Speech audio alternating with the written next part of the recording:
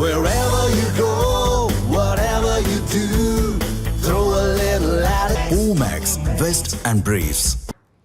தமிழகத்தில் நாளுக்கு நாள் பெண்களுக்கு எதிரான குற்றச்சம்பவங்கள் அதிகரித்து வருவதாக கூறப்படும் நிலையில் முதலமைச்சர் ஸ்டாலின் பதவி விலக வேண்டும் என பாஜக மாநில துணைத் தலைவர் குஷ்பு தெரிவித்துள்ளார். இது தொடர்பாக அவருடன் நமது செய்தியாளர் பாவேந்தர் நடத்திய கலந்துரையாடலை தற்போது பார்க்கலாம். தமிழ்நாட்டில் தொடர்ந்து பெண்களுக்கு எதிரான குற்றம் நடந்துகிட்டே இருக்கு. இது குளறுபடி ஆட்சியில் நடக்கிறதால அதிகாரிகள் பண்ணக்கூடிய தவறா? ரெண்டுமே நான் சொல்லுவேன். மெயினா நீங்க சட்ட ஒழுங்கம் சொல்லும் போது அதை முதலமைச்சருக்கு கீழே தான் வருது டைரக்டா. அப்படி இருக்கும்போது சட்ட ஒழுங்கம் இருந்தாக்கா நிச்சயமாக பெண்களுக்கு பாதுகாப்பு கிடைச்சிருக்கும். நீங்க பெண்களுக்கு எதிராக கொடுமைகள் ஆனதுக்கு அப்புறம், ஒரு ரேப் ஆனதுக்கு அப்புறம் 24 மணி நேரத்தில் குற்றவாளியை பிடிச்சிட்டோம், 48 மணி நேரத்தில் நாங்கள் குற்றவாளியை பிடிச்சிட்டோம், அவனை சுட்டு தள்ளிட்டோம், அது ஏன் முன்னாடி பண்ண முடியல? அந்த இடத்துக்கு திமுக இருந்து ஒருத்தர் கேட்கிறாரு கோயம்புத்தூர்ல, அந்த நேரத்தில் அந்த பெண் எதுக்கு அந்த ஏரியாவுக்கு போனோம்? நான் கேட்கிறேன், இதே கேள்வி பெண்கள் பார்க்கும்போது நீங்க இந்த கேள்வி கேட்குறீங்க. அந்த 3 நபர்கள் யார் நீங்க பிடிச்சிருக்கீங்களோ, டாஸ்மார்க்ல இருந்து பாட்டிலா குடிக்கிறதுக்கு தண்ணி வாங்கிட்டு நீங்க ஏன் அந்த இடத்துக்கு போறீங்கன்னா யாராவது கேள்வி கேட்கறாங்களா? அப்போ பலாத்காரம் ஆகுறது யாருக்கு? பெண்ணுக்கு. வாழ்க்கை யார் சீரடி போகுது? பெண்கள்து. ஆனா கேள்வி யார்கிட்ட கேட்பீங்க? அதே பெண்கள் கிட்ட கேட்பீங்களா? நான் கேட்கிறேன், உங்க வீட்டுல ஒரு பெண்ணுக்கு இந்த மாதிரி விஷயம் நடந்தாக்க ஏன் பொண்ணு ஏன் அந்த இடத்துக்கு போனா நீங்க கேள்வி கேட்பீங்களா? அதுக்கப்புறம் தான் உங்களுக்கு புத்தி வருமா? எந்த பெண்ணுக்கு இந்த மாதிரி ஒரு பிரச்சனை வரக்கூடாது, இந்த மாதிரி கொடுமை நடந்துடக்கூடாது, எந்த குடும்பத்துக்கு இந்த மாதிரி ஒரு அவமானம் இருக்கக்கூடாது.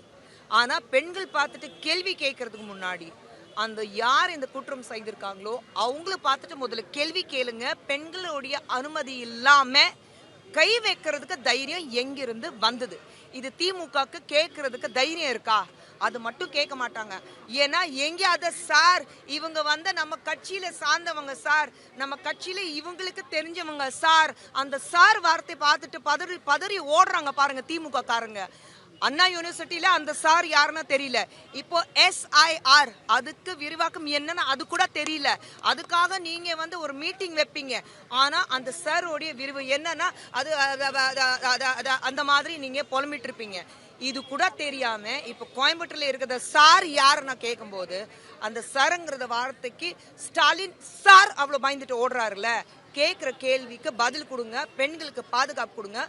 கடந்த 5 வருடத்துல திமுக ஆட்சியில முதலமைச்சர் MK ஸ்டாலின் அவர்கள் ஆட்சிக்கு வந்ததிலிருந்து 65% பெண்களுக்கு மீதான கொடுமைகள் அதிகமாயிருக்கு.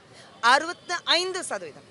இது அந்த மாநிலத்துல விட எங்க மாநிலத்துல கம்மியா இருக்கு. அது பெருமைப்படக்கூடிய விஷயம் கிடையாது.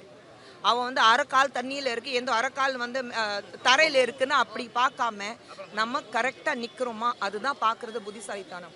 பெண்களுக்கு பாதுகாப்பு கொடுக்க முடியலையா உங்களால, தயவு செஞ்சு பதவி விட்டு விலகுங்கன்னு நான் சொல்லுவேன்.